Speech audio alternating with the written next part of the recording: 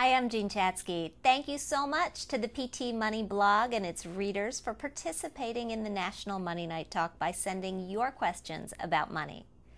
Reader Jenna asked, what do you wish you would have known as a high school and a college student? I wish I would have understood a little bit more about how credit cards work, Jenna.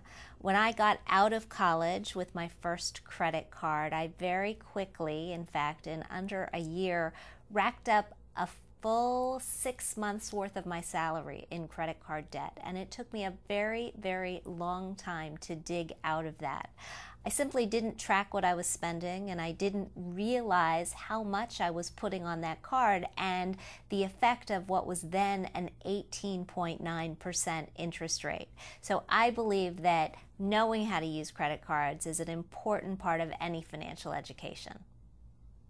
Reader Jesse asked, in your experience, what's the best way to build up credit scores? Jesse, you need to do 3 things. You need to pay your bills on time, and I mean every bill on time. Even 1 or 2 bills 30 or 60 days late can absolutely hurt you. You need to only use 10 to 30% of the credit that you have available to you in total and on each individual card.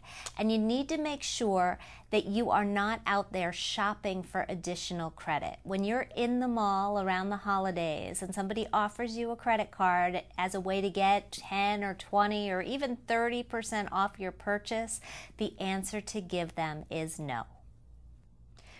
Reader Rachel asked, should I work toward paying my student loans off early to get them out of the way? And is it a good idea to consolidate several different student loans? Rachel, it depends on the interest rate as far as consolidation is concerned. You'll find some good consolidation calculators on the web. Go to finaid.org for one, and you'll be able to tell whether consolidating will help you. In general, it's not as good a deal as it used to be. As far as paying off those loans early, that depends on what else is on your plate. The thing about student loans, particularly federal student loans, is that the interest rates are fairly low. And in the first 5 years of repayment, the interest on those loans is going to be tax deductible. So if you have other things that you can do with the money, other uses for the money, like making a contribution to a 401k at work where you can get some matching dollars, you'll generally find that that will be a better decision. And any debts that you have at interest rates that are higher than those student loans should be tackled first while paying those student loans off on a regular schedule. But if you've got nothing else on your plate and you can wail on those student loans and just get them out of the way, by all means, that's a good thing to do.